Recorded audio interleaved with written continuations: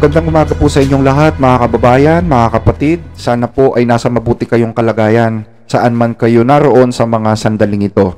Sa episode na ito, mga kapatid, ay sasagutin po natin ang isang tanong na ipinadala po ni Ginoong Edgardo Castillo. Yan po ay nasa ating comment section. Ang tanong po niya ay ganito: Blessed Reader, gusto ko lang pong malaman kung ano pong pagkain ang ipinagbabawal ng Panginoong Diyos. Hindi ko lang po alam ang verse sa Bible ang sinabi ng Panginoong Hesus na ang pumapasok sa bibig ay hindi nagpaparumi sa tao, kundi kung hindi ang lumalabas sa bibig ang siyang nagpaparumi sa tao. Pwede po bang maipaliwanag ninyo ang tungkol dito? Marami pong salamat. God bless po. Maraming salamat din po sa inyong tanong, kapatid, at God bless din po sa inyo. So, bali dalawa po yung inyong tanong, Una, ang tanong po ninyo, ano pong pagkain ang ipinagbabawal ng Panginoong Diyos? Pangalawa, ano ang ibig sabihin ng sinabi ng Panginoon na ang pumapasok sa bibig ay hindi nagpaparumi sa tao, kung hindi ang lumalabas sa bibig ang siyang nagpaparumi sa tao? Well, doon po sa inyong tanong, doon sa unang tanong ninyo, kapatid, ang tinutukoy mo kasi dito pagkain eh.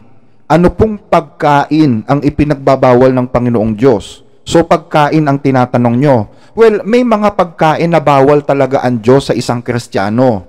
Una dyan is yung pagkain na galing sa nakaw. Yan, bawal kainin yan eh. Pakinggan ninyo. Sa Efeso 4:28, ang sabi ng apostol na si Pablo, ang nagnanakaw ay wag nang magnakaw pa, kundi magtrabaho at gumawa siya sa pamamagitan ng kanyang sariling mga kamay ng mabuting bagay, upang siya ay may maibigay sa nangangailangan. So una sa lahat, kapatid, bawal kumain ng pagkain galing sa nakaw. Maliwanag ang sinabi ng apostol na si Pablo na yung sasagot ng ating mga pangangailangan ay dapat galing sa pinaghirapan natin, galing sa gawang mabubuti ng ating kamay.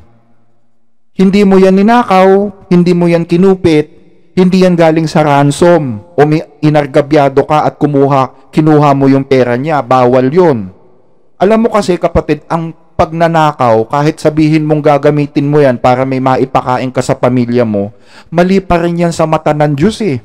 Alam mo yung pagnanakaw para lang may makain ka, katumbas po yan ng kalapastanganan sa Diyos. Pakinggan ninyo dito sa Aklat ng Kawikaan, Kapitulo 30, ang talata ay 8 hanggang 9. Ilayo mo sa akin ang daya at ang kasinungalingan. Huwag mo akong bigyan ng kasalatan o kayamanan man. Pakainin mo ako ng pagkain na aking kinakailangan, baka ako'y mabusog at itakwil kita at sabihin ko sino ang Panginoon. O baka ako'y maging dukha at ako'y magnakaw at ang pangalan ng aking Diyos ay malapastangan. Nakita mo? Yung palang ikaw ay dukha, nagnakaw ka at kinain mo yung ninakaw mo, yun po ay katumbas ng paglapastangan din sa Diyos. Kasi end never justifies means. Hindi pwedeng i-justify ng nangyari yung ginawa mo. Mali yung paniniwala nila na end justifies the means. No. Ang pagnanakaw, kahit sabihin mong kinain nyo naman yan, mali pa rin yun, kapatid. Maling-mali yun sa mata ng Diyos. Pangalawa, bawal din kumain ng galing sa pandaraya. Yung galing sa pagdedenggoy mo sa kapwa-tao mo, o kaya kung politiko ka, ginamit mo yung kapangyarihan mo para kupitan yung taong bayan at lokohin mo sila. Napakalaking kasalanan nun sa Biblia, sa Diyos. Kung pagkain kakainin mo galing doon, bawal talagang kainin yon. Pakinggan mo dito sa Kawikaan 20, talatang 17. Matamis sa isang tao ang tinapay na nakuha sa pandaraya, ngunit pagkatapos, ang kanyang bibig ay mapupuno ng graba. Nakita mo, kapatid? Dahil sa pandaraya mo, nagkaroon ka ng masarap na pagkain. Nandun na tayo. Nakabili ka ng fried chicken. Nakabili ka ng lechon. Kumain pa kayo sa mamahaling restaurant. Ang sasarap ng kinain nyo. Pero sa Diyos, para kang kumain ng graba. Alam mo kung bakit? Kasi nilagyan mo ng pabigat yung sikmura mo eh. Nilagyan mo ng problema yung sarili mo na bandang huli ikaw din ang sisingilin pagdating ng panahon. Pero halimbawa, kung ang tinatanong mo, kapatid, mga karne, siguro dapat i-rephrase natin yung tanong mo no? Dapat siguro ang tanong mo dito, anong mga karne ba ang ibinabawal ng Diyos na kainin? Abay, syempre, yung maruruming karne, bawal kainin yon. Dapat mong malaman na hindi lahat ng mga bagay sa mundo ay nilalang na malinis. Dapat alam natin yan. Hindi lahat ng nandito sa mundo ay safe at malinis. Hindi lahat ay safe kainin. Kasi yung iba sasabihin, ikakapatid nakalagay sa unang Timoteo 4:4, sapagkat ang bawat nilalang ng Diyos ay mabuti at walang anumang nararapat na itakwil kung tinatanggap na may pagpapasalamat. Tama, ang mali, yung intindi nila. Ano ba tinutukoy doon? Ang tinutukoy ba doon is lahat ng nilalang ng Diyos? Absolutely. Ang Diyos lumalang ng mga halaman na may lason. Sasama mo ba yon? Kasi sabi dyan, ang bawat nilalang ng Diyos ay mabuti. Lumalang ang Diyos ng lason na halaman. Kakainin mo yon? Hindi, syempre. Yung tinutukoy dito na bawat nilalang ng Diyos ay mabuti, ang tinutukoy dyan is yung tinatanggap na may pagpapasalamat, yung pinapatanggap, yung ibinibigay. Kasi hindi mo naman tatanggapin kung hindi binigay sa'yo, tama?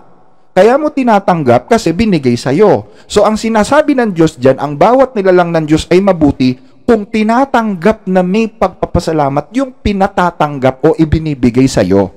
Nakuha ninyo yung punto, mga kapatid? Kasi scientifically, hindi naman lahat talaga ng bagay na nilalang ng Diyos mabuting kainin Di ba? Sige, subukan mong kumain ng poison ivy. Alam niyo yung poison ivy na halaman? Pag kumain ka nun, mangingisay ka dyan. Subukan mong kumain ng talampunay. Alam niyo yung talampunay? Katas pa lang nun, pwede ka nang masiraan ng bait Yung sinabi dyan na bawat nilalang ng Diyos ay mabuti, hindi lahat pwede mong kainin. Hindi ganon. Ang tinutukoy dyan, base sa konteksto, kung tinatanggap na may pagpapasalamat, yung binibigay, yung tinatanggap, nakuha nyo?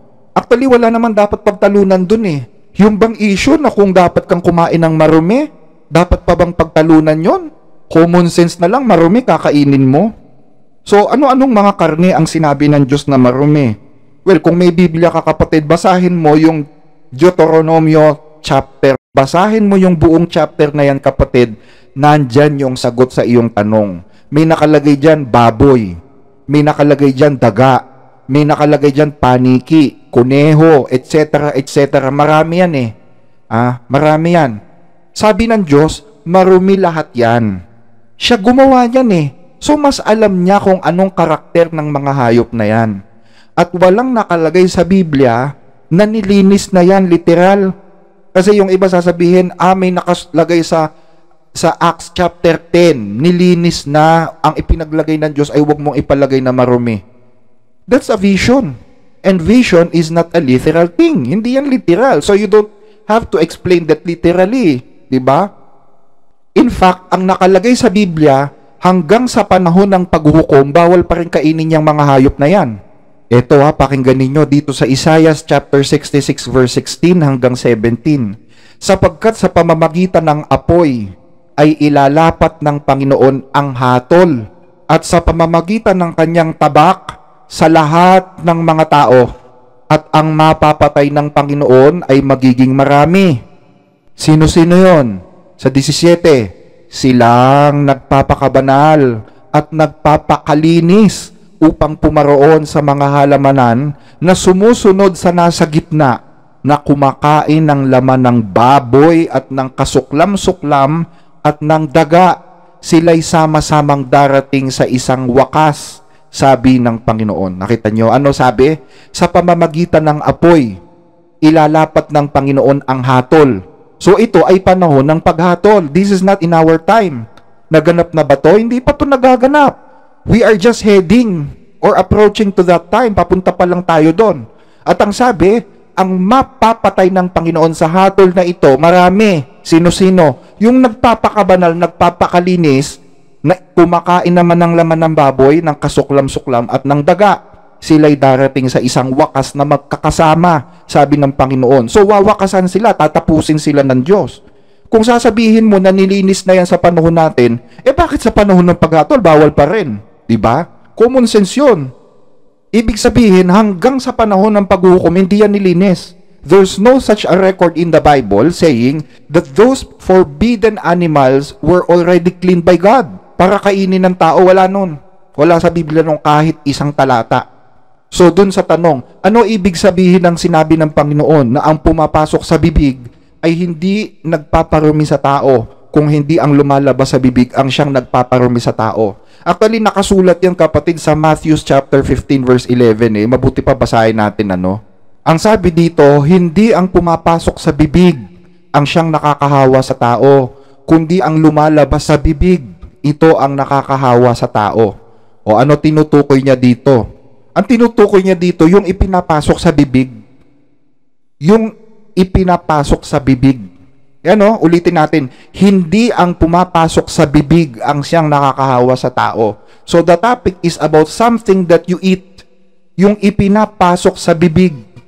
So tatanungin kita kapatid, yung bang lason ipinapasok sa bibig? Yung bang basura ipinapasok sa bibig? Hindi, di ba? So hindi yun kasama sa mga sinasabi ni Kristo. Kung sasabihin mo na, Panginoon, kasama ba yung basahan sa mga sinasabi mo kasi pwede ko ipasok sa bibig ko yung basahan eh. Piloso po labas mo nun. Siyempre, ang tinutukoy niya dito na ipinapasok sa bibig yung pagkain, yung kinakain, di ba? Hindi kasama dito yung bagay na hindi kinakain lalo na sa panahon nila. Kasi pag pinasok mo sa bibig mo yung mga bagay na hindi naman dapat kainin, talagang maaapektuhan ng katawan mo nun. Sige, pag kumain ka ba ng basura, wag mo naman sabihin na hindi ka naaapektuhan nun. Pag kumain ka ba ng lason, masasabi mong hindi ka nahawa, hindi ka naapektuhan. Pag kumain ka ng lason, kaya ng basura, talagang mauospital ka, maaapektuhan ka talaga doon. Sabi ni Kristo, di ba, hindi ang pumapasok sa bibig ang siyang nakakahawa sa tao. Pag kumain ka ng basura, hindi ka ba maaapektuhan? Meaning, yung basura at saka yung lason, hindi kasama yon. Bagaman yon ay ipinapasok sa bibig ng ibang mga tao, lalo na yung mga nagpapakamatay. So, hindi mo dapat sabihin na kasama dyan pati yung hindi pagkain, kapatid. Ang tinutukoy lang dyan is yung mga pagkain na kinakain nung panahon nila. Kasi nung mga panahon nila, yung may mga tinapay na, halimbawa, lalo na kung galing ka sa trabaho, no? O kaya ikaw pulubi, so madumi yung kamay mo. Yung kamay mo, ihahawak mo ngayon dun sa pagkain. Ang paniniwala ng mga Hudyo, kapag yung pagkain o yung kamay mong marumi, inihawak mo sa tinapay o sa kahit anong pagkain, madudumihan din yung pagkain. So, hindi mo na pwedeng kainin yon. So, iyon, naging batas ng relihiyon yon nung panahon nila. Our discussion of how to wash our hands for bread. If a person's going to be having bread, then they need to wash their hands. Hands completely covered with water. Then we would take the towel, hold our hands up, and say, Baruch atah Hashem Elokeinu melech olam asher kiddushanu mitzvotav v'tzivanu al netilat yadayim. Kaya ang sabi ni Kristo, sinansala niya yung paniniwala na yun, kinontra niya yung paniniwala na yun kasi invento yun eh. Ang sabi ni Kristo, hindi ang pumapasok sa bibig ang nakakahawa sa tao, kundi yung lumalabas sa bibig niya. Ang konteksto nito ay mga pagkain na pagkain talagang itinuturing na nadumihan lang dahil madumi yung kamay nung humawak. Hindi kasali dyan yung hindi naman nila pinapalagay na pagkain. Nakuha mo yung punto, kapatid? O ano katibayan na yun nga ibig sabihin yan? Sa 15:20 ng Mateo, ito ang mga bagay na nakakahawa sa tao. Datapwat ang kumaing hindi maghugas ng mga kamay ay hindi nakakahawa sa tao. Yun ang ibig sabihin nun base sa konteksto, di ba? Kasi ganito yung kapatid, ano ba ibig sabihin ng pinag-uusapan nila dito? Ang aral dyan, kapatid, ganito. Kahit ingat na ingat ka sa kinakain mo, kahit sabihin mo pa na lahat ng kinakain mo is malinis, masustansya, kung ikaw ipokrito ka naman, wala din yun eh. Malinis nga kinakain mo pero chismosa ka naman. Hilig mong pag-usapan buhay ng iba pero yung sarili mo hindi mo nakikita. Wala rin kwenta yon. Nahahawa ka pa rin. Istrikto ka nga sa pagkain pero ang laman ng isip mo naman sa kapwa mo ay marumi. Puro galit, panlalait, pagmumura. Wala rin pinagkaiba yon dun sa kumakain ng marumi. Pag ang marumi kinain mo, mahahawa o maaapektuhan yung katawan mo. Pero kung hindi ka nga kumain ng marumi, pero marumi naman ang lumabas sa bunganga mo, ganun din, maaapektuhan ka pa rin, mahahawa ka pa rin. And much worse, hindi lang katawan mo ang naaapektuhan, pati kaluluwa mo maaapektuhan. Kaluluwa at katawan ang maaapektuhan sa anumang bagay na lumalabas sa bibig mo. Ganyan yan, kapatid. So I think nasagot na natin yung iyong tanong. Maraming salamat po muli sa inyong pagsubaybay at magandang araw po sa inyo. To God be the glory.